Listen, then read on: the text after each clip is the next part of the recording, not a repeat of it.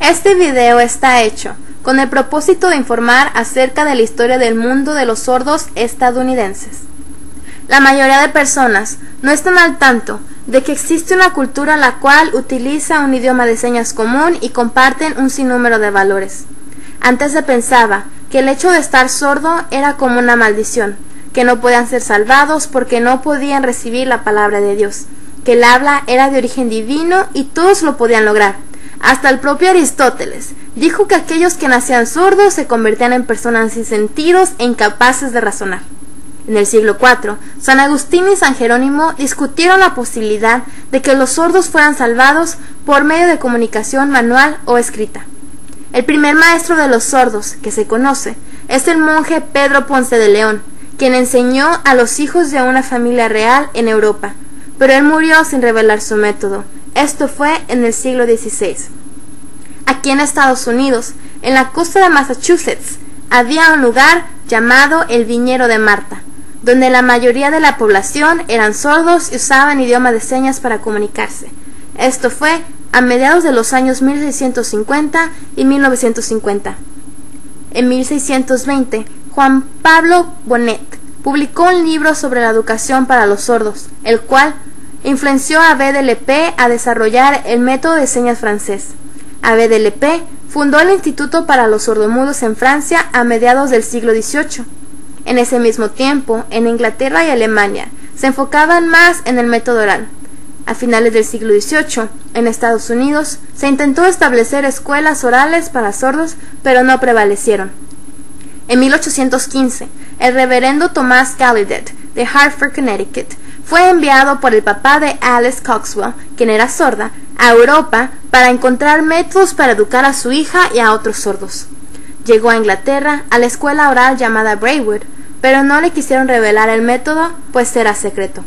Gallaudet se encontró a Sicard, sucesor de Lepé, en la institución de París.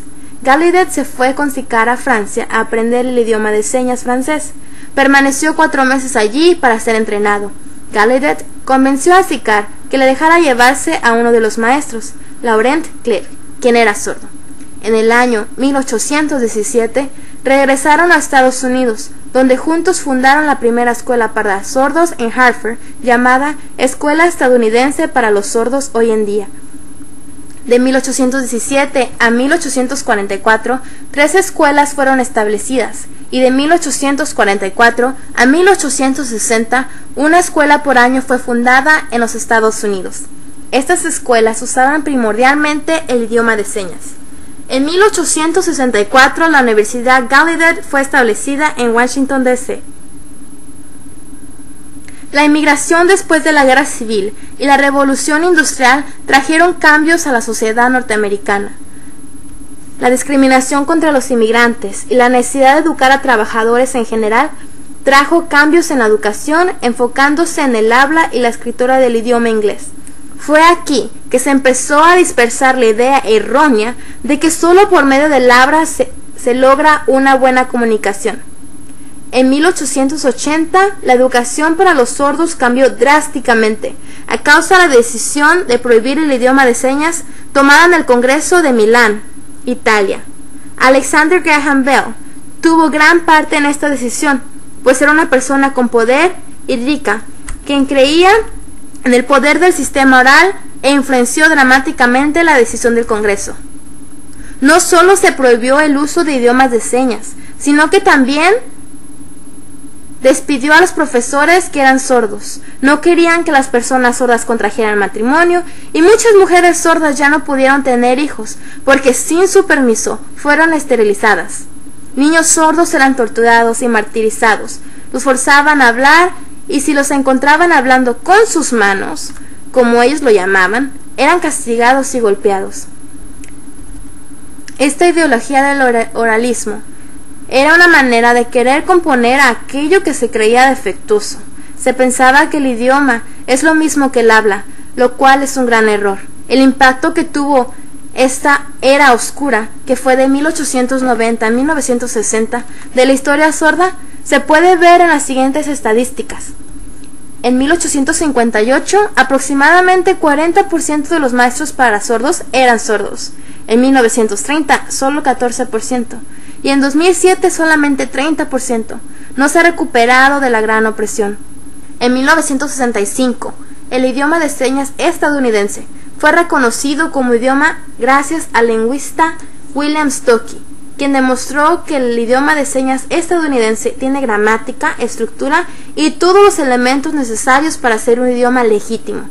En 1965 se estableció el Colegio Técnico para Sordos, NTID, en Rochester, Nueva York. En 1975, la Ley Pública 94-142 fue ratificada, la cual requiere que los distritos escolares provean servicios gratuitos para los niños sordos en las escuelas públicas. En 1988, en la Universidad de Gallaudet, hubo un acontecimiento que cambió la historia sorda, Deaf President Now, que quiere decir queremos presidente sordo ya, en el cual los estudiantes demandaron un presidente universitario que fuese sordo, pues es un instituto escolar para sordos y una presidente oyente había sido electa.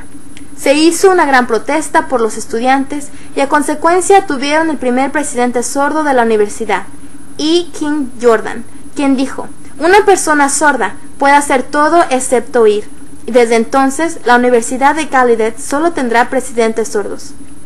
En 1990, la Ley para Estadounidenses con Incapacidades, o el ADA, American for Disabilities Act, fue ratificada, el cual requiere que se provean modos por los cuales puede haber comunicación entre sordos y oyentes, que se puede decir que es un pequeño avance, pero usa el término equivocado, incapacidades, y no es específica en los requerimientos de la igualdad en el acceso a la comunicación.